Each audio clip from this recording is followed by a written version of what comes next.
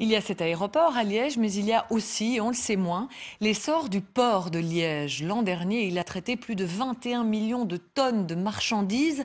C'est une hausse de 3%. L'un des métiers clés dans un port, c'est celui de grutier. Fanny Dehaye et Marc Évrard nous emmènent à la découverte de cette profession. Tous les jours, Daniel déplace près de 300 containers comme celui-ci dans l'une des 3 péniches qui assurent la liaison avec le port d'Anvers.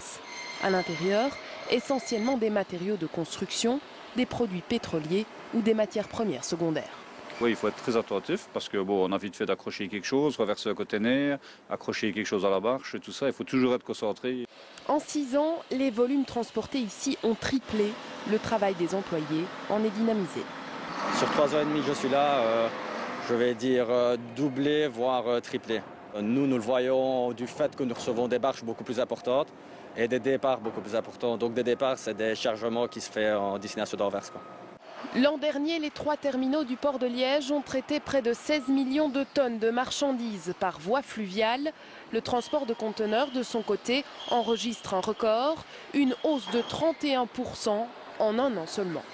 Notre objectif, c'est de désengorger les routes, notamment la E313 entre Anvers et Liège. Le transport fluvial est une alternative très fiable au niveau transport, également en termes écologiques. C'est un transport qui est beaucoup plus écologique que la route.